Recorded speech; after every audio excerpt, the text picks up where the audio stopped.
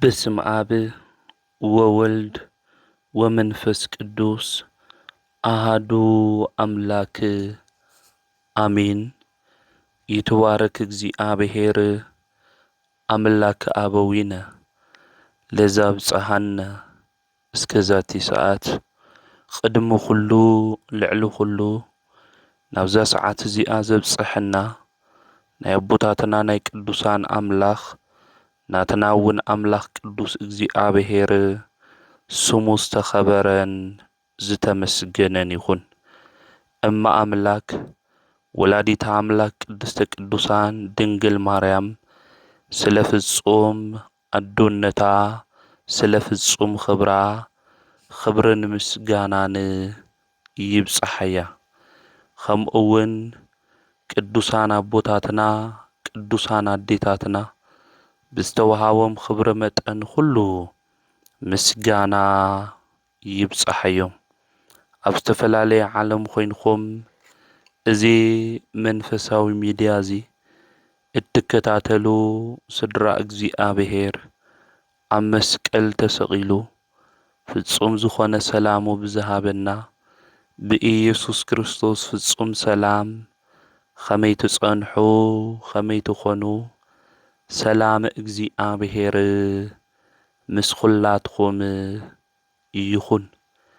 ኣብ እግዚአብሔር ሰናይ ፍቃድ እንመሃሮ ናይ ትምህርትና ርእሲ ዝኸውን ተቀነዩ ለእግዚአብሔር በፍርሃት ንእግዚአብሔር ብፍርሃት ተገዝእዎ።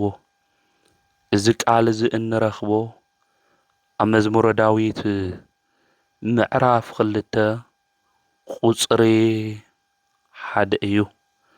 ልበ አምላክ ዳዊት ኣብ መዝሙሩ ክዝምር እንተሎ ንኣምላኽና ቅዱስ እግዚአብሔር ብፍርሃት ኮይንና ብረኣዲ ኮይንና ደስ እናበለና ንዑ ክንግዛእ ከም ዝግብአና ይነግረና የርድአና እዩ።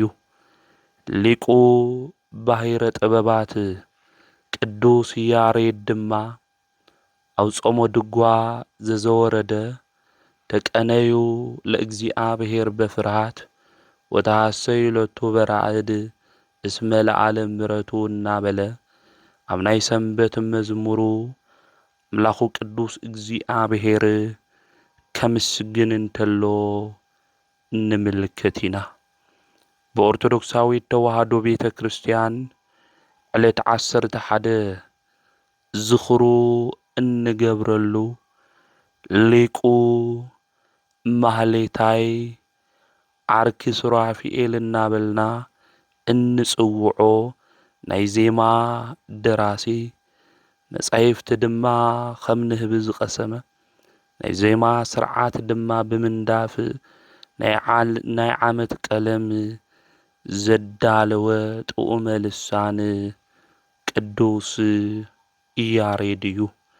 እዚ ንዓብዩ ጾም ሰንበታት ዘወረደ ቅድስቲ ምኵራብ እናበልና እስካብ ሆሳዕና ዘለዉ ስያሜታት ዝሃበ እዚ ሊቅ እዚ ቅዱስ ያሬድ እዩ። ኣብ ሕድሕድ ዓብዩ ጾም ዘለዋ ሰንበታት ድማ ናይ ሰንበት መዝሙር እኒእዎ እዩ ሊቁ ቅዱስ ያሬድ። ብፍላይ ድማ ኣብ ዘወረደ ተቀነዩ ለእግዚአብሔር ንእግዚአብሔር አምላኽና ብምንቅጥቃጥ ብምፍራሕ ኮይንና ክንግዛእ ከም ዝግብአና ሊቁ ቅዱስ ያሬድ ይነግረና እዩ። ሊቁ ቅዱስ ያሬድ አምላኽና ቅዱስ እግዚአብሔር ክነምልኾ እንተለና ንኡ ብምፍራሕ ክኾን ከም ዝግብኦ እውን ኣብ መዝሙሩ ይነግረና የርድአና እዩ። እዚ ሊቅ እዚ ብ505 ዓመተ ምህረት ሚያዝያ 5 ኣብ አክሱም ከተማ እዩ ተወሊዱ።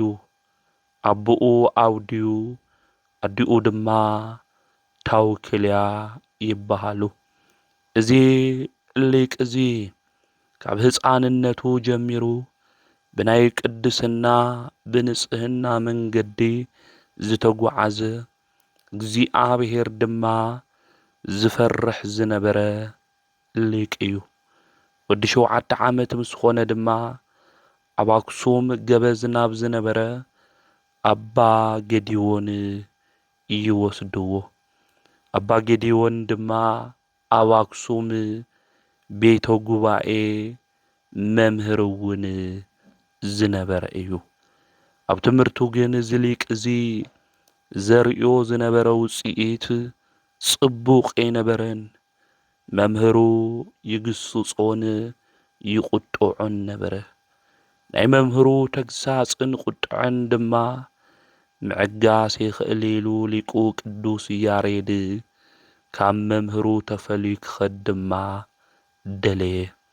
ንእሽተይ ካፍታ ከተማ ክወፅእ እንተሎ ኣብ ሓደ ቦታ ከፍ ኢሉ ኣብ ጽላል ጻጸ ምግባይ ሒዛ ናብ ላዕሊ ክትወፅእ እንተላ ክድይብ ግን ተመሊሳ ክትወድቕ እንተላ 6,000 ተመለከተ። መበል 7ይ ግን እዛ ጻጸ እዚኣ ደይባ ናይዛ ጻጸ እዚኣ ትዕግስትን ጽንዓትን ተስፋ ዘይምቑራጽን ድማ ትምህርቱ ኾኖ። ገናተይ ብህይወት ዘመንና ክንወፅእ ክንድይብ እንተለና መከራ ክህልው እዩ፣ ፈተና ክህልው እዩ። ነገር ግን ትዕግስቲ ክህልወና ይግባእ፣ ጽንዓት ክህልወና ይግባእ።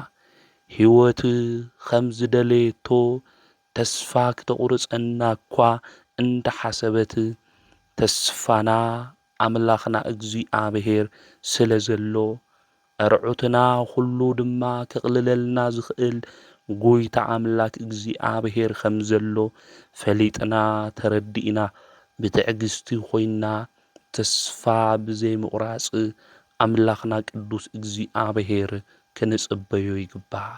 ኣብ ሕድሕድ ስራሕና፣ ኣብ ሓዳርና፣ ኣብ ገዛና ብዙሕ ዝፍትኑና ነገራት ክህልው እዮም። እዚኦም ከቕልል ዝኽእል ዝተኣመነ ቅዱስ ኣምላኽ እግዚኣብሔር ብፍርሓት ኾይንና ንዑ እንድሕር ተገዚእናዮ፣ ብፍርሓት ኾይንና ንዑ እንድሕር ግልጊልናዮ፣ ብፍርሓት ኾይንና እታ ናይ መጀመርያ ጥበብ እንድሕር ሒዝናያ ኾይንና ነገራትና ኩሉ ከም ዝቐልል እቶም ሸኽሚ ዝኾኑ ነገራት ኩሉ ካባና ክውገዱ ከም ዝኽእሉ ክንፈልጥን ክንርዳእን ይግብአና። ኣምላኽና ቅዱስ እግዚኣብሔር ንፍራሓዮ ክንብል እንተለና ንኡ ብምፍራሕ ድማ ጥበብን ሞገስን ኽብርን ንረክብ ኢና ክንብል እንተለና እግዚኣብሔር ምፍራሕ ማለት እንታይ ማለት እዩ ዝብሉ ወገናት እኒአው። እግዚኣብሔር ምፍራሕ ማለት ሰብ ተዘይረኣየኒ እግዚኣብሔር ይርአየኒ እዩ። ስለዚ خفوء ኃጢአት ኣብ ቅድሚ እግዚኣብሔር ኸመይ ኢለ ክፍጽም ይኽእል ብምባል እንሰርሖ ነገር ሁሉ ኣብ ቅድሚ እግዚኣብሔር ዝተፈለጠን ዝተገለጸን ምዃኑ ተገንዚብና እግዚኣብሔር ክሕዝኖ ካብ ዝኽእል ነገር ሰብ ክጐድእ ካብ ዝኽእል خفوء ተግባር ምርሓቕ ማለት እዩ። ስለዚ እግዚኣብሔር ምፍራሕ ማለት ሕጉን ትእዛዙን ምፍጻም ማለት ምዃኑ ክንፈልጥ ክንርዳእ ይግብአና። ካብ خفوء ካብ ኃጢአት ጥራሕ ምርሓቕ ዘይኾነስ ዝተኣዘዝናዮ ነገር ሁሉ ጽቡቕ ሰናይ ነገር እውን ክንፍጽም ይግብአና። ንኣብነት ጹሙ ተባሂልና ኢና። ዘይምጻም እግዚኣብሔር ዘይምፍራሕ ትእዛዙ ድማ ዘይምኽባር እዩ። መጽውቱ ተባሂልና ኢና። እዚ ሰናይ ተግባር እዚ ዘይምስራሕ እግዚኣብሔር ዝበሎ ነገር ዘይምእዛዝ እዩ። ሐዋርያው ቅዱስ ያዕቆብ ሰናይ ነገር እናፈለጠ ዘይሰርሓ በደል ትኾኑ እያ ኢሉ ኣብ መልእኽቱ ኣብ ያዕቆብ መልእክቲ ምዕራፍ 4 ቁጽሪ 17 ይነግረና እዩ። ስለዚ እግዚኣብሔር እንፈርሕ ኩሉ ሰናይ ተግባር ፈጽሙ ክንበሃል እንተለና ክንፍጽም እዩ ዝግብአና። ሓደ ሰባት ካብ ኃጢአት ንርሕቕ እሞ ሰናይ ነገር ድማ ዘይንፍጽም ሰባት እኒአና። ኣብዚ ጾም እዚ ውሽጢ ኮይንና ክንጾም ይግብአና፣ ልክዕ እዩ ክንጽሊ ይግብአና። ከምኡውን እቲ ቁርስና ዝነበረ ምግቢ ድማ ንኻልኦት ብየዋህነት ልቢ ክንልግሶ ይግብአና። ሰናይ ተግባር እውን ክንፍጽም እዩ ዝግብአና ማለት እዩ። እግዚኣብሔር ፍርሑ ትእዛዙ እውን ኣኽብሩ እዩ ዝብለና መፍቀሬ ጥበብ ሰሎሞን። ስለዚ ኣምላኽና ቅዱስ እግዚኣብሔር ምፍራሕና ዝግለጽን ዝትርጎምን ትእዛዙ ብምኽባር ውሽጢ ምዃኑ እውን ክንፈልጥ ክንርዳእ ይግብአና። ስለዚ ኣምላኽና ቅዱስ እግዚኣብሔር ኩሉ ነገር ዝምልከት ኩሉ ነገር ዝርኢ እዩ እሞ ኣብ ቅድሚኡ ኸመይለ ኃጢአት ክሰርሕ ይኽእል ኢልና ትእዛዙ እናኽበርና ብጽድቂ ብቅድስና መንገዲ ክንጓዓዝ እንተለና እዚ እግዚኣብሔር ምፍራሕና እታ ናይ መጀመርያ ጥበብ ድማ ሒዝናያ ምዃንና ክንርዳእ ክንፈልጥ ይግብአና። ቅዱሳን ኣቦታትና ኣዴታትና ብህይወት ዘመኖም ሁሉ እታ ናይ መጀመርያ ጥበብ እግዚኣብሔር ምፍራሕ ኣብ ልቦም ጽላት ኣቐሚጦም ብሕጊ እግዚኣብሔር ዝተጓዓዙ እዮም። ካብዞም ቅዱሳን እዚኦም ድማ ሓደ ሊቁ ባሕረ ጥበባት ቅዱስ ኢያሬድ እዩ። ንሕና ብህይወት ዘመንና ከም ቅዱሳን ከም ቅዱስ ያሬድ ሊቁ እግዚኣብሔር ንፈርሕ እንድሕር ኮይንና መስተውዕልቲ ኢና ንኾን ወገናተይ። ኣብዚ ኣብ ምሳሌ መጽሓፍ ክናነብብ እንተለና ናይ መጀመርያ ጥበብ እግዚኣብሔር ምፍራሕ እዩ ኢሉ እዛ እግዚኣብሔር ምፍራሕ ተግባር ድማ ዝፍጽማ ምስትውዓል እኒአዎ ኢሉ እዩ ዝነግረና። ስለዚ እግዚኣብሔር ክንፈርሕ እንተለና እንገብሮም ነገራት ሁሉ ብምስትውዓል ኢና እንሰርሖ። ኣብዚ ዘመን እዚ ብዘይ ምስትውዓል ነገራት ሁሉ ንሰርሕ ኢና፣ ከምኡውን ንጽጸት ኢና። ህሊናና ድማ እንታይ ገብረና እዩ? ይወቕሰና እዩ ማለት እዩ።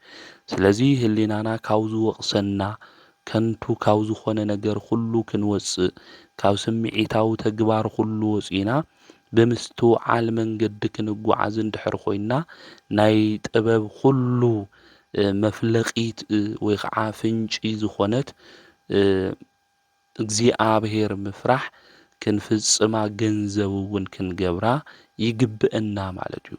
ሰባት ካብ ምስትውዓል ክርሕቑ እንተለዉ ምስ ህሊንኦም ይበኣሱ፣ ምስ እግዚኣብሔር እውን ይቀያየሙ፣ ንሰብ እውን ምስርሖም ኩሉ ይሕዝኑ እዮም ማለት እዩ። ስለዚ እግዚኣብሔር ዝፈርሕ ሰብ ብምስትውዓል መንገዲ እዩ ዝጓዓዝ እሞ እዛ ኣስተውዒልና እንገብራ ስራሕ ኩሉ ልክንፍጽም እግዚኣብሔር ክንፈርሕ ብህይወት ዘመንና ይግባእ ማለት እዩ። ኣብዚ ዓለም እዚ ክንነብር እንተለና ሰብ ጥዑይ ናብራ እዩ ዝነብር ዘሎ። ናብርኡ እውን ዝመርሕ ዘሎ ብጽቡቕ መንገዲ እዩ ዝበሃል ብሰለስተ ነገር ክረጋገጽ እንተሎ እዩ።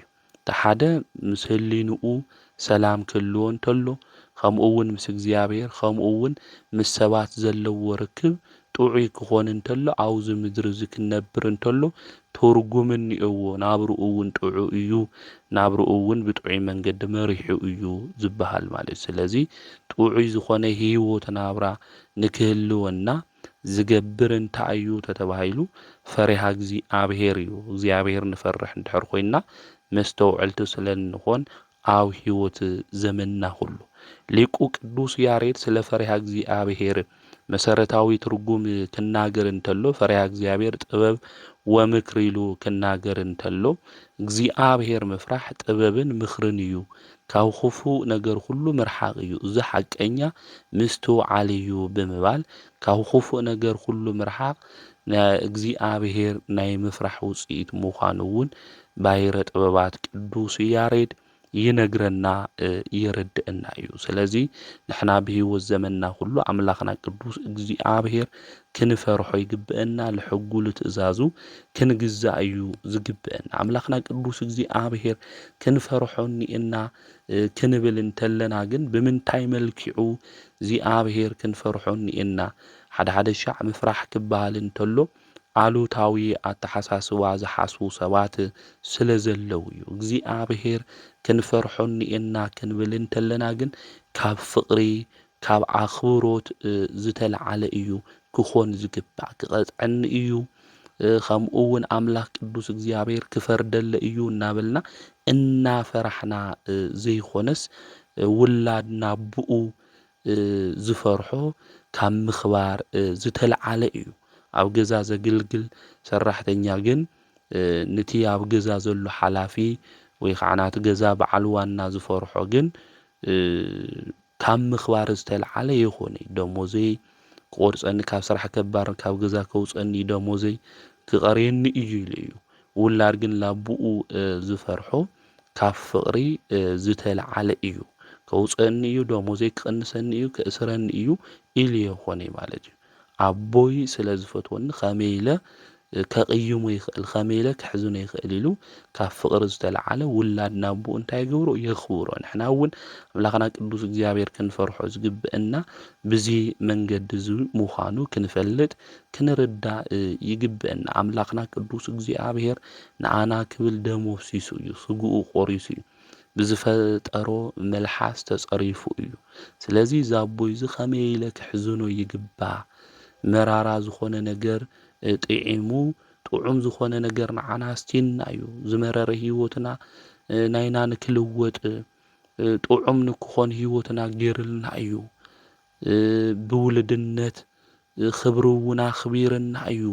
ሰማያዊ ስልጣን ድማ ዓዲልና እዩ። ንዚ ፈጣሪና እዚ ከመይ ኢልና ክነቕይሞ ኢልና ክንፈርሖ እዩ ዝግብአና ማለት። ስለዚ ምፍራሕና ናይ ኣኽብሮት ፍቕሪ መግለጺ እዩ ክኾን ዝግብኦ እምበር ኣምላኽና ቅዱስ እግዚአብሔር ከምዚ ክገብረና ዝክኾን ይፍርዱ ሃምዚ እናበልና ክኾን ሃም ዘይግብኦ ክንፈልጥና ክንርዳእ ይግብአና። ስለዚ ኣምላኽና ቅዱስ እግዚአብሔር ደስ እናበለና ክንፈርሖ እዩ ዝግብአና። ኣምላኽና ንሱ ቅዱስ እግዚአብሔር ጎይታና ኣምላኽና ካብ ባርነት ናብ ነጻነት ዘውፅአና ህይወቱ እውን ዝዓደለና ኣቦና ስለ ዝኾነ እዩ ኣምላኽና ቅዱስ እግዚአብሔር። መዓዝ ኢና ኣምላኽና ቅዱስ እግዚአብሔር እንፈርሖ ንብል ወገናት እኒና። ብፍላይ ሓደ ሰባት ኣብ ቤተ ክርስቲያን ጥራሕ ክመፁ እንተለው ጻዲቅ ኮይኖም ይረአዩ። ካብ ቤተ ክርስቲያን ክወፁ እንተለው ድማ ሰብኣዊ ነገራቶም ሁሉ ጠፊኡ ኣራዊት እስካብ ዝመስሉ ተግባራቶም ሁሉ ክርስቲያናዊ ዝኾነ መንገዲ ዝጓዓዙ እግዚአብሔር ዘይፈርሑን እዩ። እግዚአብሔር ምፍራሕ እውን ሓደ ኢና እንታይ ኢና ንገብሮ ብቦታ ንልክዖ ኢና ማለት እዩ። ኣብ ቤተ ክርስቲያን ኣብ ዝተቀደሱ ቦታ እምበይ ኣብ ካሊእ ቦታ እንታይ እግዚአብሔር ፈርሕና ይፈርሕና እንብል ሰባት እኒና። ምክንያቱ እግዚአብሔር ክንፈርሕ እንተለና ተግባራትና ሁሉ ናይ ጽድቂ ስራሕ እዩ ዝኸውን፣ ሰናይ ተግባር እዩ ዝኮን። እግዚአብሔር ዝፈርሕ ሰብ ብተግባራቱ ሁሉ ይፍለጥ እዩ ማለት እዩ። ሓደ ድማ ኣብ መንእሰይነት ዕድመኩ እግዚአብሔር ምፍራሕ ይድሊ ኣጋ እርጋን እዩ ኢሎም ዝሓስቡ ሰባት እንዲሁ። ፈሪሃ እግዚአብሔር ግን ብቦታ ከም ዘይውሰን ክንፈልጥ ክንርዳእ ይግብአና። ልበ ኣምላክ ዳዊት ንዚ እዩ ኣብ መዝሙሩ ክዝምር እንተሎ ኣብ 138 ኣብ መዝሙሩ ልበ ኣምላክ ዳዊት ክዝምር እንተሎ ካብ መንፈስኻ ናበይ ክኸድየ ኢሉ ክዝምር እንተሎ ዝናገሮ ንዚ እዩ። ኣብ ቁፅሪ 7 ካብ መንፈስኻ ናበይ ክኸይድ እየ፣ ካብ ገጽካ ናበይ ክሃድም እየ፣ ንሰማይ እንተደየኹ ንስኻ ኣብኡ ኣለኻ፣ ኣብ ሲኦል እንተወረድኹ እውን ኣብኡ ኣለኻ፣ ከም ንስሬ ኣክናፍ ወጋሕታ እንተወሰድኹ ክሳብ መወዳእታ ባሕሪ እውን እንተበረርኹ ኣብኡ ኢድኻ ክትመርሐኒ የማንኻ እውን ክትሕዘኒ እያ፣ ብርግጽ ጸልማት ክትሽፍነኒ እያ እንተበልኹ ለይቲ ኣብ ዙርያይ ብርሃን ትኸውን፣ ጸልማት ኣባኸ ኣይጽልምትን እዩ እሞ ለይቲ እውን ከም መዓልቲ ተብርህ እያ እሞ ከም መጠን ጽልመታ ብርሃን ከምኡ እዩ ይብል። ስለዚ ኣምላኽና ቅዱስ እግዚኣብሔር ዘይብሉ ቦታ ከምዚ የለ ክንፈልጥ ክንርዳእ እዩ ዝግበአና። ስለዚ ኣምላኽና ቅዱስ እግዚኣብሔር ኣብ ኩሉ ቦታ እኒአ እዩ። ስለዚ ኣምላኽና ቅዱስ እግዚኣብሔር ኣብ ኩሉ ቦታ እንድሕር እኒኦ ኮይኑ ፈሪሃ እግዚኣብሔር ኣብ ኩሉ ቦታ ኣብ ስራሕና ኣብ ጎረቤትና ኣብ ንኸዶ ነገራት ኩሉ ፈሪሃ እግዚኣብሔር ገንዘብ ክንገብር ይግበአና። ንጎ ቤተ ክርስቲያን ተሳሊምና ምሸት ምሸት ናብ ጠንቋል ገዛ ኣምሽና ናብ ገዛና እናኣቱ ሰባት እኒአና። እዚ ልክዕ ይኾነ ማለት እዩ ኢድና ንግሆ ብማይ ተሓፂብና ምሸት ድማ ብናይ ሰብ ደም ተሓፂብና እናኣቱ እኒአና። ስለዚ እዚ ክኾነ ይግብኦ እዩ ማለት እዩ። ብኩሉ ቦታ ብኩሉ ስራሕና ለኣምላኽና ንቅዱስ እግዚኣብሔር ክንግዛእ ንኡ ድማ ክነኽብሮ ንኡ ክንፈርሖ ከም ዝግብአና ቅዱሳት መጻሕፍቲ ይነግሩና የርድኡና እዮም። ቅዱስ ጴጥሮስ እውን ክመኽረና እንተሎ ብሂወት ዘመንና ኩሉ ኣብ ሕድሕድ ናብራና ኣብ ሕድሕድ ሂወትና ኣምላኽና ቅዱስ እግዚኣብሔር ክንፈርሖ ፈሪሕና ኣምላኽና ቅዱስ እግዚኣብሔር እውን ክነምልኾ ከም ዝግብአና ቀዳማይ መልእኽቲ ጴጥሮስ ምዕራፍ 1 ቁጽሪ 17 ከምዚ ኢሉ እዩ ዝነግረና። ብዘይ ኣድልዎ ነፍሲ ወከፍ ሰብ ከከም ግብሩ ንዝፈርድ እግዚኣብሔር ኣቦ ኢልኩም እትጽውዕሉ እንተ ደኣ ኮይንኩም ኣብዛ ምድሪ ኣጋይሽ ኮይንኩም ኣብ ትነብሩላ ግዜ ንኡ ብምፍራሕ ነበሩ እዩ ዝብል። ስለዚ ኣብዛ ምድሪ እዚኣ ኩልና ኣጋይሽ ኢና። ስለዚ ኣጋይሽ ኮይና እንነብር ኣብዚ እግዚኣብሔር ኣምላኽና ድማ ኣቦና እዩ። ኣቦ ኢልና እንጽውዐሉ መንፈስ ተዋሂቡና እዩ ማለት እዩ። ስለዚ ኣምላኽና ቅዱስ እግዚኣብሔር ንኩልና ኣቦና እዩ፣ ጎይታና እዩ። ስለዚ ኣምላኽና ቅዱስ እግዚኣብሔር ኣብዛ ምድሪ እዚኣ ኣጋይሽ ኮይና ኣብ ንነብረላ ብፍርሓት ኮይና ኣምላኽና ቅዱስ እግዚኣብሔር ከነግልግሎ ክንነብር እንተለና እውን ብፍርሓት ኮይና ክንነብር ከም ዝግብአና ቅዱሳት መጻሕፍቲ ይነግሩና የርድኡና። ስለዚ ኣብ ምድራዊ ሂወትና ብሕድሕድ ስራሕና ኩሉ ፈሪሃ እግዚኣብሔር ከይዘንጋዕና ካብ ሰይጣን ኣሰራርሓ ወፂና ክንነብር ከም ዝግብአና እዚ ክንፈልጥ ክንርዳእ ይግብአና። ኣምላኽና ቅዱስ እግዚኣብሔር ንፈርሖ እንድሕር ኮይና ብሂወት መንገዲ ኢና ንጓዓዝ ማለት እዩ። እግዚኣብሔር ምፍራሕ ናብ ሂወት ይመርሕ እዩ ዝብል ማለት እዩ።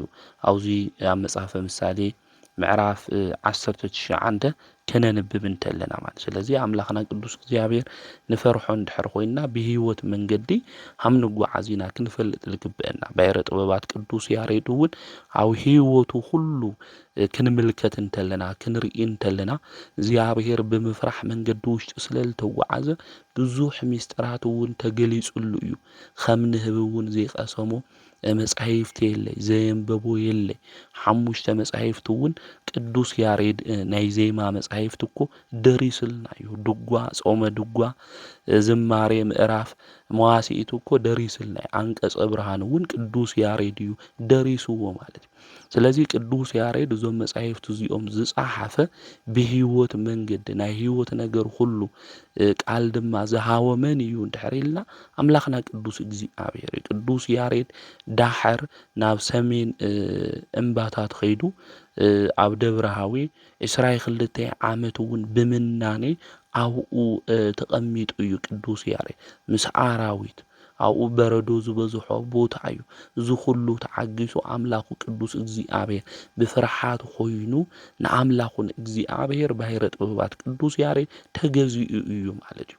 ስለዚ ኣምላኽና ቅዱስ እግዚኣብሔር ብፍርሓት ኮይና ንዑ እንድሕር ተገዚእና ኮይና እግዚኣብሔር ምፍራሕ ናብ ሂወት ይመርሕ ኢሉ እዩ መጽሓፈ ምሳሌ ዝነግረና ማለት እዩ። ስለዚ ካብ ክፉእ ነገር ርሒቕና ሰናይ ነገር እናፈጸምና ብሰላምን ብሓጎስን ክንነብር እዩ ዝግብአና ኣምላኽና ቅዱስ እግዚኣብሔር ብምፍራሕ ማለት እዩ። ኣምላኽና ቅዱስ እግዚኣብሔር ንፈርሕ እንድሕር ኮይና ዕድመ ይበሃወና እዩ። ዕድመ ዝህበና ዝዕድለና ሁሉ ነገር ዝገብር ኣምላኽና ቅዱስ እግዚኣብሔር እዩ ማለት እዩ። ከም ሸማኒ ወርዋሪ እዩ እግዚኣብሔር ዕድመና ዝገብሮ ማለት ሸማኒ ስራሕቱ ክሰርሕ ተደልዩ ተደልዩ ፍጥኖ ተደልዩ ድማ ቀሲሉ እዩ ዝሰርሖ ማለት እዩ። ኣምላኽና ቅዱስ እግዚኣብሔር እውን ኩሉ ነገርና ዝገብር ዕድመ እውን ዝህብ ዕድመ እውን ዝቕንስ ንሱ እዩ ማለት እዩ። ህልኸኛ ኣይትኹን ግዜኻ ከይበጽሐ ከይትሞት እግዚኣብሔር ዝፈርሕ ካብዚ ኩሉ ይወፅእ እዚ እንድሕር ዘይሓዝኻ ግን ካብ ክፉእ ነገር ዘይትርሕቕ ኮይንካ ግን ጽቡቕ ከምዚ ይኾነ ካብዚ ሕማቕ ተግባር ካብ ህልኸኛ ምዃን መንገዲ እንድሕር ንወፅእ ኮይንና ግን ጽቡቕ ምዃኑ ይነግረና የርድአና ማለት ህልኸኛ እንድሕር ኮይንና ግን እቲ ብእግዚኣብሔር ዝተፈቐደልና ዕድመ ገደብ ኩሉ ከም ዝሓጽር ዕድመና እውን ሓጺር ከም ዝኾን መጽሓፈ መክብብ ምዕራፍ 7 ቁጽሪ 18 ይነግረና እዩ። እዚ ኣብ ሕዝቅያስ ንጉስ እውን ርኢናዩ ኢና። ሕዝቅያስ ንጉስ ብትዕቢቱ ዕድምኡ ክሓጽር ኢሉ ነይሩ እዩ። ነገር ግን እዚ ንጉስ ብልህ ስለ ዝነበረ ምስ ተነገሮ ገዛኻ ኣስተኻኽል ብሂወተይ ትጸንሒ ትበሃል እንተሎ ንስሓ ኣትዩ እቲ ዝሓፀረ ዕድምኡ ንክውሰኽ ገይሩ እዩ ማለት። ስለዚ ኣምላኽና ቅዱስ እግዚኣብሔር ንፈርሕ እንድሕር ኮይንና ዕድመና ሃም ልውስኽ ዕድመና ሃም ልረዝም ክንፈልጥ ክንርዳእ ይግብአና። ቅዱሳን ኣቦታትና እግዚኣብሔር ስለ ዝፈርሑ ብሂወት ዘመኖም ብዙሕ ዓመት ዝነበሩ እኮ እንዮ እኒ ጻዲቁ ኣቡነ ገብረ መንፈስ ቅዱስ ማለት እዩ ልዕሊ 500 ዓመት እኮ ተቐሚጦም እዮም። ካልኦት ኣቦታትና ድማ ዝተሰወሩ እንዮ ብኣካለ ስጋ እናሃለው ዝተሰወሩ እንዮ ማለት ላብ ብሔረ ሕያዋን ዝኸዱ ከምሊ ኤልያስ ከምሊ ሄኖክ ከምሊ ጻዲቁ ኣቡነ አረጋዊ ከምኡ እውን ከም ባሕረ ጥበባት ሊቁ ቅዱስ ያሬድ ላብ ብሔረ ሕያዋን እኮ ይኸዱ ጉንበት 11 እናኽብሮ እኮ ተሰዊሩ ኢልና ኢና ማለት። ስለዚ ኣምላኽና ቅዱስ እግዚኣብሔር ስለ ዝፈርሑ ሞት ዘይረኣዩ ቅዱሳን እንየው ማለት እዩ። ስለዚ ኣብዚ ክንርድኦ ክንፈልጦ ዝግብአና ብሂወት ዘመንና ሁሉ ኣምላኽና ቅዱስ እግዚኣብሔር ነኽብሮ ንዑ ንሕጉ ነኽብር ንዑ ንፈርሕ እንድሕር ኮይንና ካብ ድንገት ዝኾነ ሞት ከም ዝንድሕን ከምኡ እውን ዕድመና ክሓፅር ከም ዘይኽእል ኣምላኽና ቅዱስ እግዚኣብሔር ኣብ ነገራትና ሁሉ ከም ዝሕልወና ክንፈልጥ ክንርዳእ ይግብአና። እግዚኣብሔር ንፈርሕ እንድሕር ኮይንና ሹመት ንረክብ ኢና ማለት እዩ። ሰብ ሁሉ የኽብረና እዩ ማለት እዩ። ብሂወት ዘመኖም ኣምላኾም ቅዱስ እግዚኣብሔር ዘኽበሩ ቅዱስ ኣምላኽ እግዚኣብሔር በብዙሕ ነገር ሸይምዎም። ንኣብነት ናይ ያዕቆብ ወዱ ዮሴፍ ክንምልከት እንተለና እኮ ናብ ግብፂ ዓዲ እኮ ተሸይጡ እዩ ማለት እዩ።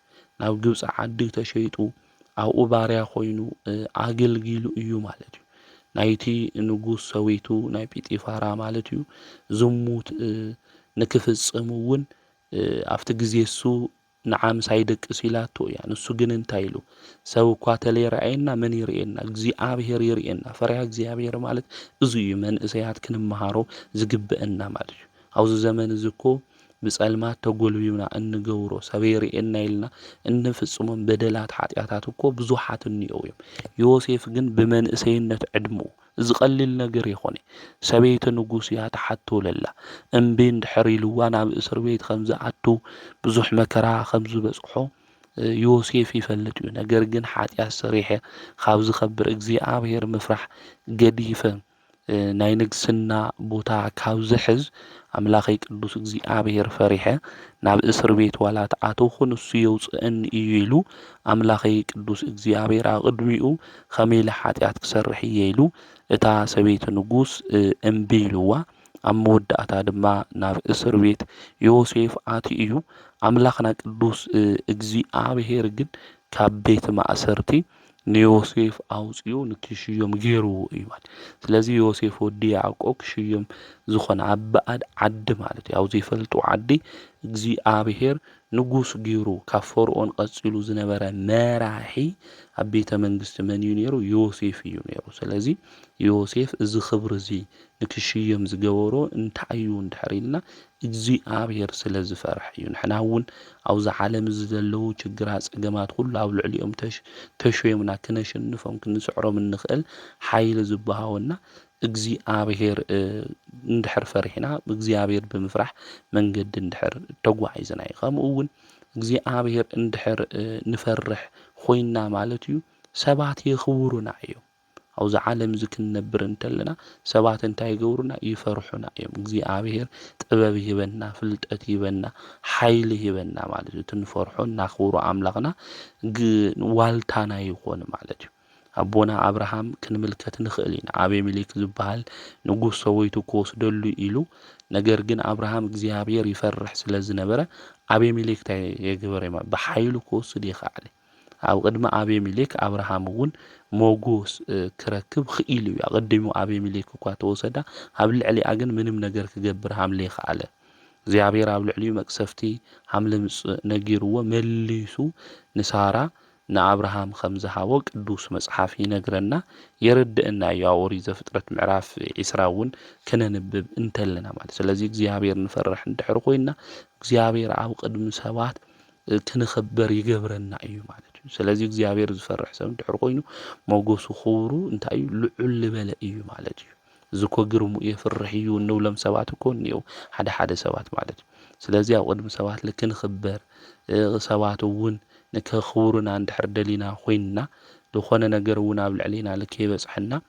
እግዚአብሔር ታይ ክንገብር ክንፈርሕ እዩ ዝግበአና ማለት እዩ ሃሊ እግዚአብሔር ንፈርሕ እንድሕር ኮይንና ናይ እግዚአብሔር ናይ መላእክቲ ሓለዋ ይህልውና እግዚአብሔር መላእክቲ ንክሕልውና ይገብር ማለት እዩ ቅዱሳን መላእክቲ እግዚአብሔር ኣብ ዝፈርሑ ዙርያ እውን ከም ዝኸቡ ቅዱስ መጽሐፍ ይነግረና ይርድእና እዩ እዚ ኣብ ያዕቆብና ኣብ ኤልሳ ታሪክ እውን ክንምልከት ንኽእል ኢና ያዕቆብ ምስ ሓው ኤሳው ምስ ተጻልአ ናብ ላባ እዩ ኸይዱ ናብ ኣኩኡ ማለት እዩ ናብ ሶርያ ዓዲ እዩ ኸይዱ ኣብኡ ኸይዱ ብዙሕ ዘመን ሰሪሑ እዩ ድሕር ገዲም ኣሰናብተኒ ኢልዎ እቲ ላባ ግን ከሰናብቶ ይኽኣለይ ኣብቲ ግዜ እሱ ምስ ደቁ እውን ኣምርዒዎ ነይሩ እዩ ድሕሪ ዝተወሰነ ግዜ ግን ናይ ላባ ገጹ እውን ጽቡቕ ስለለይኮነ ክኸድዩ ደልዩ ያዕቆብ ድሕርዚ ብለይቲ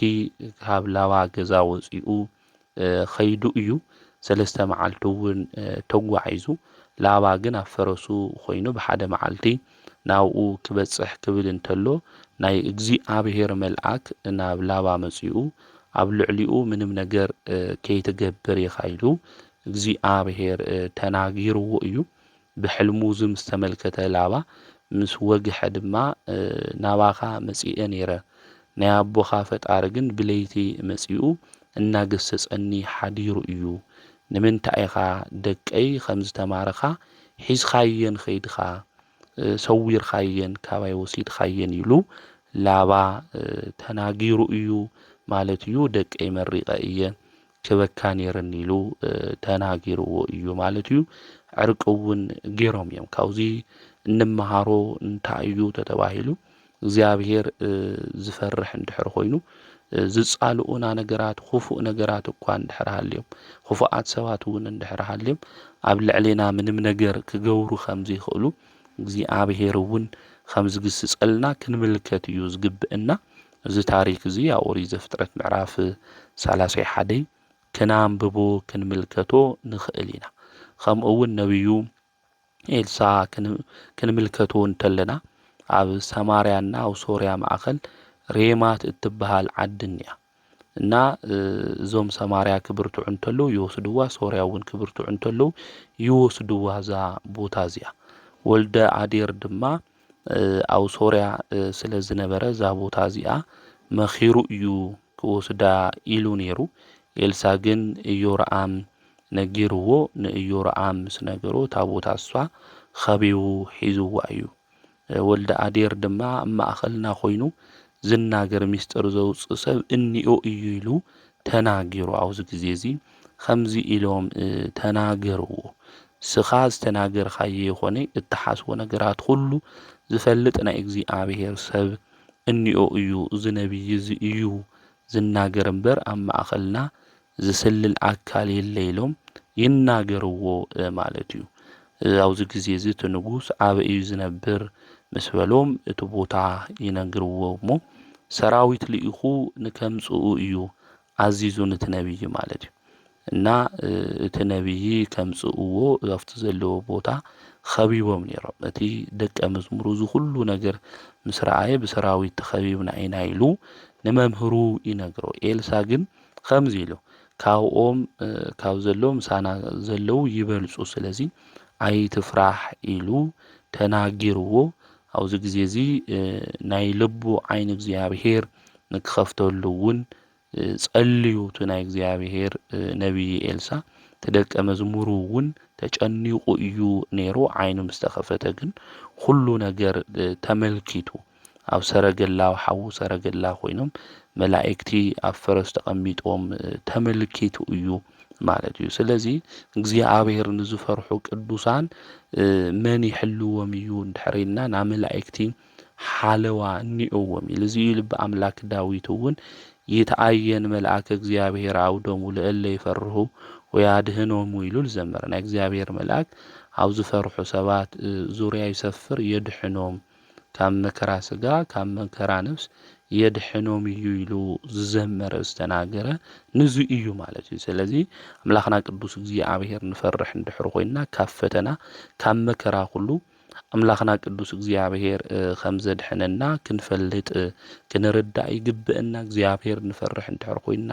ሓጎስ ይህልወና ብህይወትና ከዚ ሓጎስ ይና ኢና ንጭነቕ ኢና ንህወኽ ኢና ብዙሕ ነገር ኢና ንኸውን። ነገር ግን ኣምላኽና ቅዱስ እግዚአብሔር ንፈርሕ እንድሕር ኮይና ብህይወት ዘመንና ሁሉ ሓጎስ ከም ዝህልወና ሓጎስ ዝህብ ሰላም ዝህብ ፍቕሪ ዝህብ ንሱ ስለ ዝኾነ ንዑ ንግዛእ ንዑ ንፈርሕ እንድሕር ኮይና ኩሉ ነገር ክህብ ኩሉ ነገር ክገብር ዝኽእል ኣምላኽና ናይ ሓጎስ ኩሉ ምንጭ ዝኾነ ሓጎስ ከም ዝህበና ክንፈልጥ ክንርዳእ እዩ ዝግብአና ማለት እዩ። ስለዚ ቅዱሳን ኣቦታትና ኣዴታትና ክንምልከቶም እንተለና ኣምላኾም ቅዱስ እግዚአብሔር እናፈርሑ ዘምልኹ ዘገልግሉ እዮም። ንሕና እውን ብህይወት ዘመንና ሁሉ ኣምላኽና ቅዱስ እግዚአብሔር እናፈራሕና እናግልግል እዩ ክንኾን ዝግበአና። ቅዱስ ያሬድ እውን ክዝምር እንተሎ ከመስግን እንተሎ ተመሲጡ እግዚአብሔር ኣምላኩ ብፍርሓት ኮይኑ ዘግልግል እዩ ነይሩ ማለት እዩ። ኣብ ሙራደ ቃል ሃፄ ገብረ መስቀል ነጊሶም ኣብ ዝነበሩ ጊዜ ቅዱስ ያሬድ ዜምኡ ከዚም እንተሎ ከምኡ እውን ክዝምም እንተሎ እኮ እቲ ሃፀይ ተመሲጡ እኮ እቲ ሒዝዎ ዝነበረ በትረ መንግስቲ ቅዱስ ያሬድ ክዝምም እንተሎ ንኡ ነርአየ ክዝምም እየ ክብል እንተሎ ኣብ ናይ ቅዱስ ያሬድ እግሪ እንታይ ገይርዎ እዩ ማለት እዩ እቲ በትረ መንግስቱ ዓሪፉ እዩ ማለት እዩ። ደሞ ይፈስስ ነይሩና ቅዱስ ያሬድ ግን ተመሲጡ ኣምላኽ ቅዱስ እግዚአብሔር ብምፍራሕ ኮይኑ ዘግልግል ዝነበረ ቅዱስ ኣቦ እዩ። ደስ እናበሎ ኣምላኽ ቅዱስ እግዚአብሔር ብዝማሬ ዘመስግን ዝነበረ ቅዱስ ኣቦ እዩ ማለት እዩ። ስለዚ ንሕና ብህይወት ዘመንና እውን ስጋዊ ነገር ነጨነቐና ነተሃወኸና እግዚአብሔር ኣምላክ ምፍራሕ ልኡ ተገዚእና ምምላኽ እምቢ ዝበለና ካብ ቅዱስ ያሬድ ግን ክንመሃር እዩ ዝግብአና። ስለዚ ቅዱስ ያሬድ ናይ ቤተ ክርስቲያን ዓምዲ እዩ፣ ናይ ውሽጢ ማይቶት እዩ፣ ከምኡ እውን ናይ ኣፍኣ መብራህቲ ናይ ቤተ ክርስቲያን መንቀሳቐሲ እንብሎ ዜማ ዝሃበና እዩ ቅዱስ ያሬድ። ሰባት ናይ መላእክቲ እንጀራ በሊዖም ዝተባሃለ ልበ ኣምላክ ዳዊት ዝዘመሮ እኮ ባሕረ ጥበባት ቅዱስ ያሬድ እዩ። ዋይ ዜማ ዘሰማይኩም መላእክቲ እዩ። ስለዚ ቅዱስ ያሬድ ዜምኡ እኳ ዝተቐበሎ ዝተምሃሮ ካብ መን እዩ እንድሕር ኢልና ካብ መላእክቲ እዩ ማለት። ስለዚ ናይ ዜማ ጀማሪ በዓለ ቅኔ እዩ ቅዱስ ያሬድ ማለት እዩ። በዓለ ቅኔ ኮይኑ እውን መተርጉም ሊቅ እዩ፣ ከምኡ እውን ቅዱስ እዩ፣ ጥዑመ ልሳን እዩ፣ እግሩ ብፅቡቕ መንገዲ ዝተጓዓዘ እየን፣ ልቦንኡ ናይ ቅድስና መሕደሪ ዝኾነ እዩ። ምድራዊ ክንብል እንተለና ሰማያዊ ክንብል እንተለና ምድራዊ ብእሲ ሰማያዊ ወመልአክ ምድራዊ ኢልና እንጽውዖ እዩ ቅዱስ ያሬድ። በነዋውሮ በቅዱስና መንገዲ ኣምላኹ ቅዱስ እግዚአብሔር ድማ እናፈረሐ ዘገልገለ ኣቦና እዩ። ንዙ እዩ ተቀነዩ ለእግዚአብሔር ኢሉ ኣብ ዘዘወረደ ጾሞ ድጋ እውን ዝዘመረ ማለት እዩ። ዝዝማሬ እዚ ዝሰርዐልና ንዙ እዩ ቅዱስ ያሬድ ማለት እዩ። ብግእዝ ብእዝል ብኣራራይ ዜማ ዝደረሰ እዩ ማለት እዩ። ዓርኪ ሊቃውንት እንብሎ ከምኡ እውን ካህነ ስብሐት ኢልና ማህሌታይ ልኡለ ስብከት ኢልና እንጽውዖ ንዚ እዩ ቅዱስ ያሬድ ማለት እዩ። ስለዚ ዕለት 11 ክኾን እንተሎ በዓሉ ንገብረሉ ከምኡ እውን እናኽብሮ ዛቦና እዚ እዩ ማለት እዩ። ስለዚ ማህሌታይ ቅዱስ ያሬድ ብሂወት ዘመኑ ሁሉ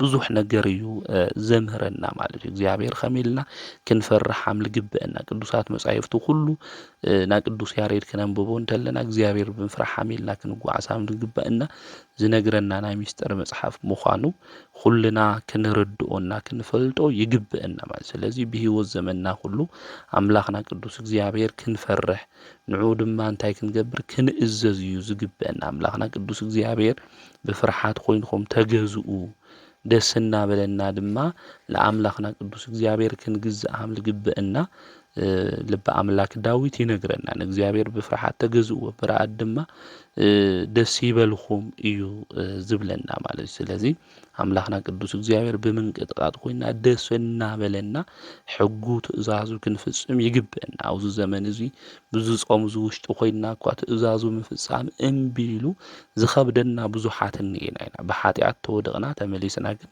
ናብ ንስሐ እናኣተውና ዝጾምና እዚ ናይ በረከት ጾም ንክኾን እግዚአብሔር እናፈራሕና አምላኽና ቅዱስ እግዚአብሔር ድማ እናገልገልና በረከት ፍቅሪ ሰላም እንረኽበሉ ጾም ንክኾነልና ናይ አምላኽና ናይ እግዚአብሔር ቅዱስ ፍቃድና ይኹነልና። እግዚአብሔር ንፈርሕ እንድሕር ኮይና ንኡ ንእዘዝለና ማለት እዩ። እግዚአብሔር ናይ ምእዛዝና እውን መግለፂ ምዃኑ እውን ክንፈልጥ ክንርዳእ ይግበአና። ከምኡ እውን እግዚአብሔር ንፈርሕ እንድሕር ኮይና እቲ ጸሎትና ሓይሊ ይህልዎ እዩ። ጸሎትና ኣብ ቅድሚ እግዚአብሔር ንክበጽሕ ቅዳሴና መስዋዕትና ሁሉ ኣብ ቅድሚ እግዚአብሔር ንክበጽሕ ፈሪሃ እግዚአብሔር ሓይሊ እኒአዎ እዩ ማለት እዩ። ፈሪሃ እግዚአብሔር እንድሕር ለይብልና ፈሪሃ እግዚአብሔር ብዘይብሉ ሰውነት ዝቐርብ እንድሕር ኮይኑ ግን ጸሎትና ሁሉ ኣብ ቅድሚ እግዚአብሔር ከም ዘይበጽሕ ክንፈልጥ ክንርዳእ ይግበአና። ጻድቃን እግዚአብሔር ስለ ዝፈርሑ ጸሎቶም ቀልጢፉ ይበጽሕ ማለት እዩ። ባሕረ ጥበባት ቅዱስ ያሬድ እውን ዜሙኡ እስካብ ኸዚ ኣብ ቤተ ክርስቲያን ኩልሻዕ እናዜሞ ናብ አምላኽና ናብ ቅዱስ እግዚአብሔር ነፍስና ሁሉ ብበረከት ንክትሙላእ ጸሎትና እውን ንክበጽሕ ዝኾነ ዜሙኡ ቅዱስ ያሬድ እኮ ድርሰቱ ሁሉ እግዚአብሔር ብምፍራሕ ኮይኑ እዚ ድርሰት እዚ ስለ ዝጸሓፎ እዩ። ባሕረ ጥበባት ቅዱስ ቅድስና ስለለለዎ እዩ ህይወቱ ባሕረ ጥበባት ቅዱስ ያሬድ ማለት እዩ። ስለዚ ጻድቃን እግዚአብሔር ስለ ዝፈርሑ ጸሎቶም ቀልጢፉ ኣብ ቅድሚ እግዚአብሔር ይበጽሕ መልሲ ሒዙ እውን ይመጽእ። እዚ እዩ ነቢዩ ዳዊት እውን ናይ እግዚአብሔር ዓይኒ ናብ ጻድቃን እዩ እዝኑ እውን ናብ ልመንኦም እዩ። ጻድቃን እወዩ እግዚአብሔር ሰምዖም ካብ መከራ ሁሉ ኣድሐኖም።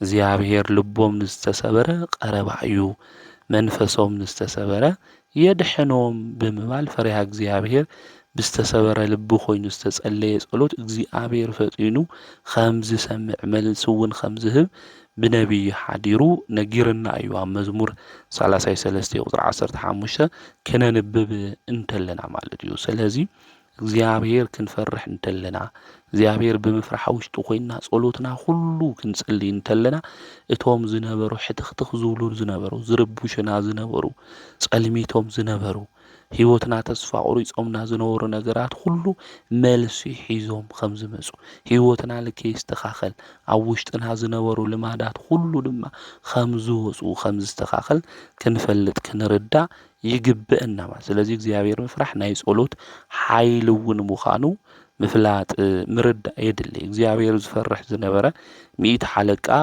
ቆርኔሌዎስ ኢልና ንጽውዖኮ ጸሎቱ ተሰሚዑ ንኣሚነ ክርስቶስ እኮ ክበቅዕ ክኢሉ እዩ ቅዱስ መጽሓፍ ክነግረና እንተሎ ኣብ ግብረ ሐዋርያት ምዕራፍ 10 ክናንብብ እንተለና ጸሎቱ ከም ዝተሰምዐ እቲ መልአከ እግዚአብሔር እውን መጺኡ ንቆርኔሌዎስ ነጊርዎ እዩ ማለት እዩ።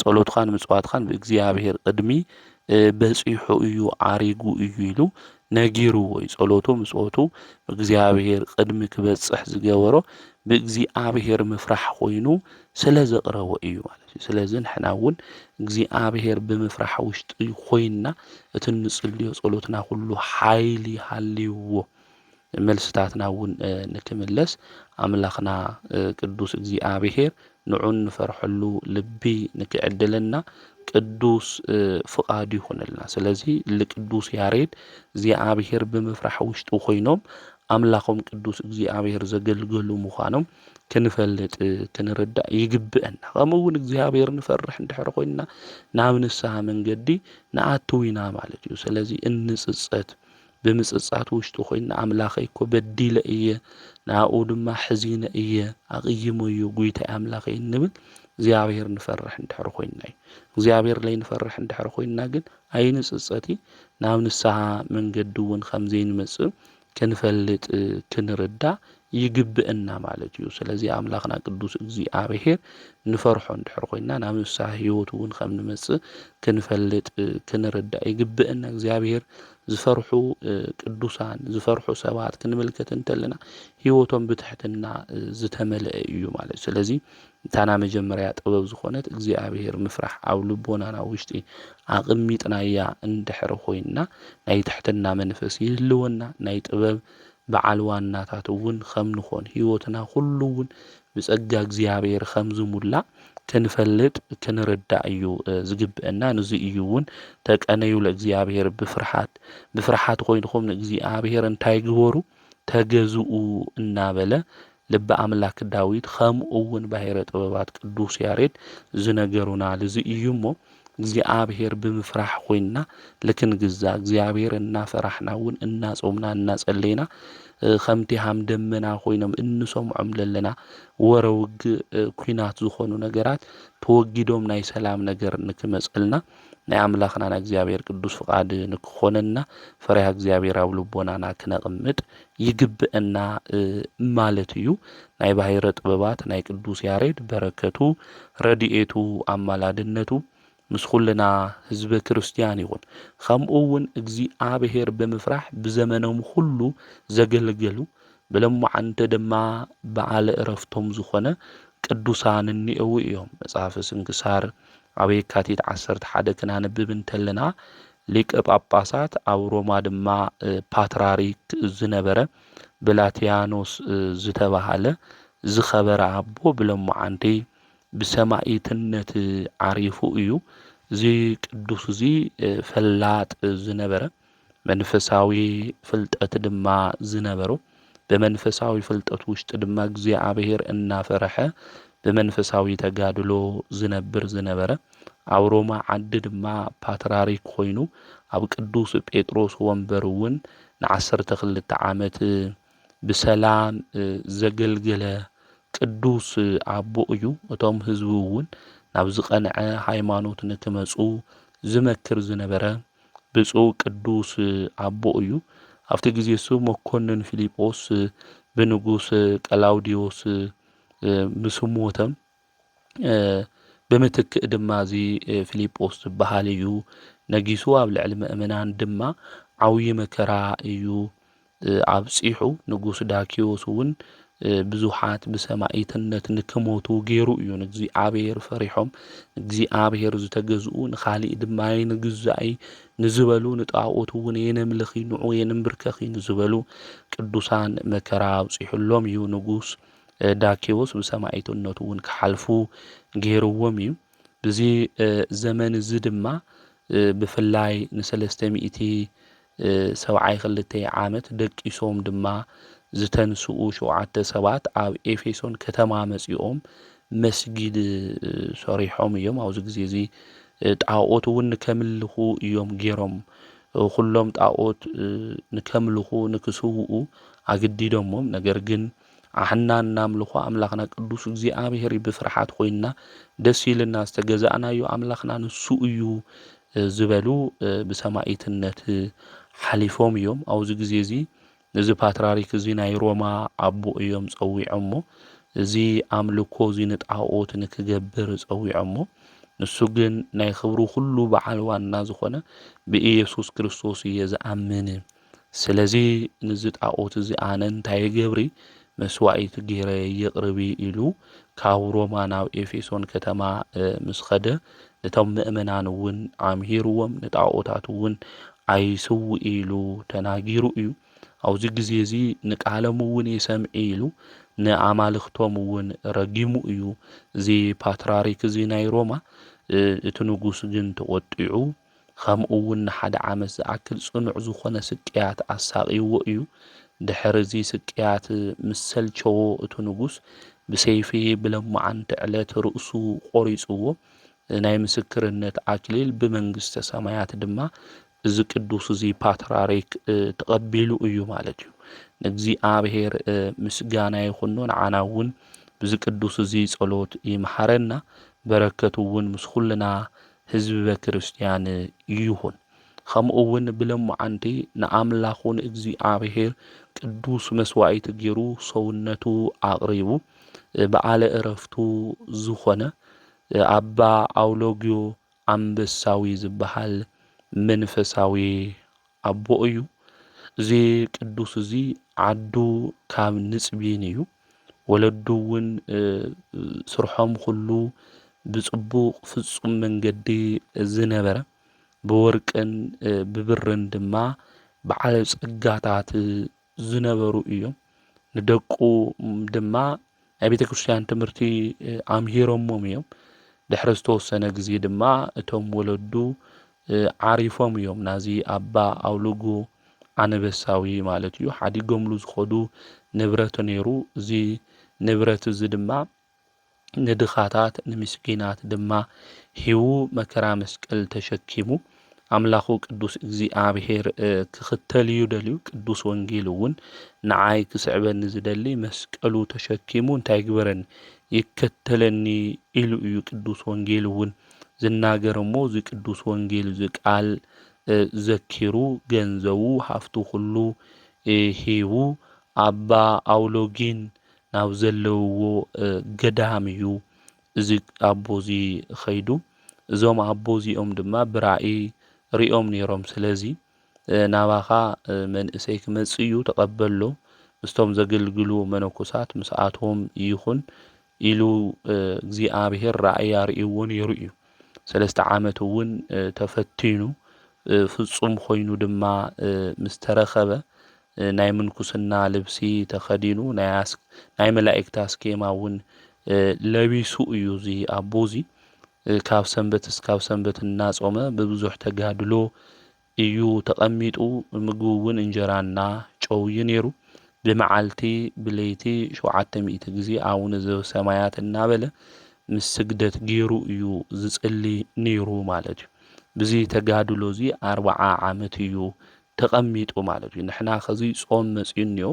ኣብ ዓብይ ጾም ንጾም ኣለና እዚ ጾም እዚ እናጾምና ምጽዋምና ጥራሕ ይኾነ ክንጽሊ ግብአና ከምኡ እውን ክንሰግድ እዩ ዝግብአና ማለት እዩ ስለዚ ጾም ጸሎት ስግደት ከምኡ እውን ምጽዋት እዚኦም መሰረታዊ ጉዳይ ምዃኖም ኣብ ክርስትና ናይ ትሩፋት ትምህርቲ ክንፈልጦም ክንርዶም ይግብአና ክንጾም እንተለና ክንጽሊ ይግብአና ክንጽሊ እንተለና ምጽዋም ከምኡ እውን ክንሰግድ ከምኡ እውን ክንምጽውት ይግብአና ማለት እዚ ኣቦ እዚ ድማ ይጾም ይጽሊ ይሰግድ ነይሩ ዝነበሩ ሃፍቱ ብሙሉእ እውን ንዝተጸገሙ ሰባት ሂቡ ዝመጸ እዩ 40 ዓመት እውን ብተጋድሎ ተቐሚጡ እዩ ስለ ስርዓተ ስግደት ታይልና ኢና ክንሰግድ ሓሚልና ኢና ክንሰግድ ኣብ ምንታይ ኢና ንሰግድ ልብል ክንመሃሃር ኢና ኣብዚ ሰሙን እዚ እግዚአብሔር እንድሕር ፈቂዱ ብዛዕባ ስርዓተ ስግደት ሃመይ ብኸመይ ልብል እንታይ ነበልና ክንሰግድ እኒአና ኣብዚ ጾሙ ዝልብል እግዚአብሔር ፍቃዱ ኮይኑ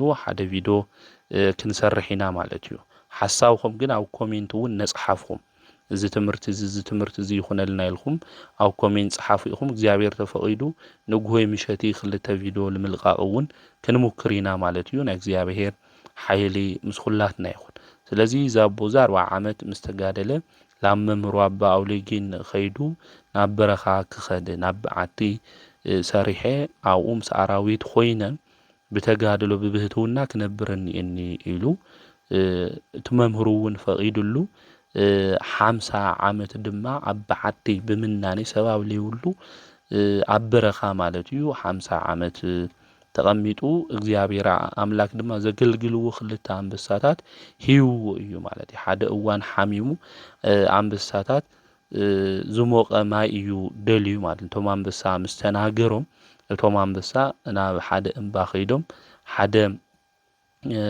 ሓላዊ ዝነበረ ናይ በጊዕ መጓሳ ዝነበረ ረኺቦም ኣባ ኣውለጊ ከም ዝደልይዎ ተናጊሮም ዞም አንበሳታት ይመጽእ ናብ ኣባ ኣውለጊ ምስ መጸ ምስ ረኣየ ሰጊድሎም ኣቦይ መምህረይ እንታይ ኢኹም ትደልዩ ኢልዎም እሶም እውን ዝሞቐ ማይ ኣስትየኒ ኢሎሞ ኣብዚ ግዜ እዚ ከምቲ ዝበልዎ ተኣዚዙ ገይሩ ድሕሪ እዚ እቶም አንበሳታት ነቲ ሓላዊ ዝነበረ ጓሳ ናብ ቦትኡ መሊሶምዎ እዮም ማለት እዩ። እዚ ጓሳ እዚ እውን ጻዲቅ ሰብ እኒኦ እዩ ኢሉ ነቲ ህዝቢ ኩሉ ኣብ ዓዲ ዘሎ ተናጊሩ ሰባት ኩሉ ናብኡ ተኣኪቦም መጺኦም ካብ ሕማሞም ኩሉ እውን ብዙሓት ሰባት ካብ ደዌ ኩሉ ድሒኖም እዮም ሃፍተ ፈውስ እውን እግዚኣብሔር ንዛቦ እዚ ሂብዎ ስለ ዝነበረ ብዚ ወርሒ እዚ እቲ መምህሩ ማለት እዩ ኣባ ኣውለጊን ጣዖት ዘምልኽ ናይ ፋርስ ሰብ ናብ ዝቐንዐት መንገዲ ክምልስ እየ ኢሉ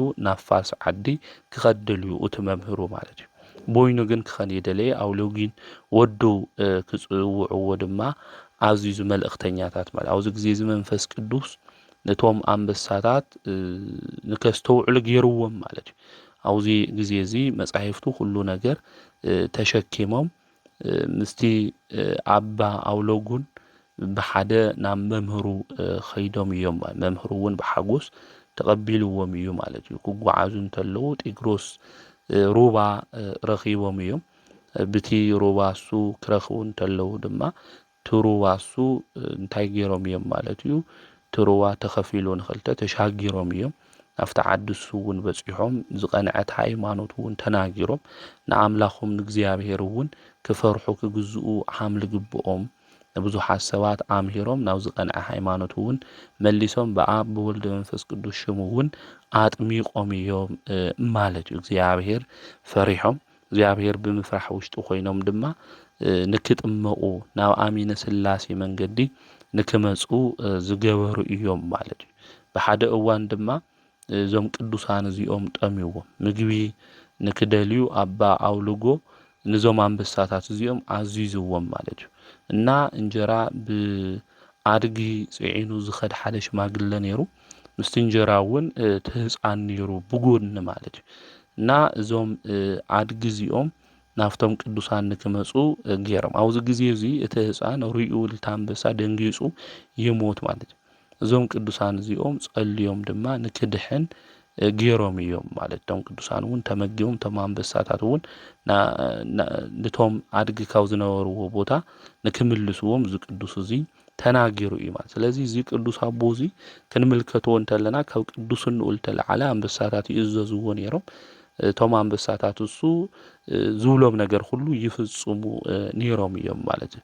ስለዚ እግዚአብሔር ዝፈርሑ ቅዱሳን ምስ ተፈጥሮ እኳ ምስ ካልኦት ኣራዊት እኳ ተስማዕሚዖም ዝነብሩ ምዃኖም ምፍላጥ ምርዳእ የድሊ ድሕሪ እዚ ኣባ ኣውልጎ ናብ በዓቱ ተመሊሱ ንእሽተ ግዜ ምስ ተቐመጠ ብዓብዪ ክብሪ ማለት እዩ ብለማዓንቲ ዓሪፉ እዩ እቶም አንበሳታት እውን መቃብሩ ን12 ዓመት ሓልዮም ድሕሪ እዚ ናብ ጫክኦም ናብ ቦትኦም እውን ኸይዶም እዮም። ስለዚ ብለማዓንቲ የካቲት 11 እዞም ኣቦ እዚኦም ኣባ ኣውልጎ ኢልና እንጽውዖ ቅዱስ ኣቦ በዓለ ዕረፍቱ እዩ። ንእግዚኣብሔር ምስጋና ይኹን ንዓና ድማ ብጸሎቱ ዝቅዱስ እዚ እግዚአብሔር አምላክ ይምሓረና በረከቱ ምስ ኩልና ንዘለዓለሙ ይኹን ማለት እዩ። ከምኡ እውን መጽሓፈ ስንክሳር ክናንብብ እንተለና ብለማዓንቲ የካቲት 11 ኣባ በትራ ዝተባሃለ ኣቦ በዓለ ዕረፍቱ ምዃኑ መጽሓፈ ስንክሳር ይነግረና እዩ። እዚ ቅዱስ እዚ ኣብ ደብረ ሲና ዘላ በዓቲ ብኣረምሞ ኮይኑ ዝነበረ ኣቦ እዩ። ከምኡ እውን ክመሽ እንተሎ ንስግኡ ዘድልዮ ምግቢ እዩ ዝምገብ ነይሩ። ፈርኑ ኣብ ዝበሃል ዓዲ እውን ኤጲስቆጶስ ኮይኑ ተሸይሙ እዩ።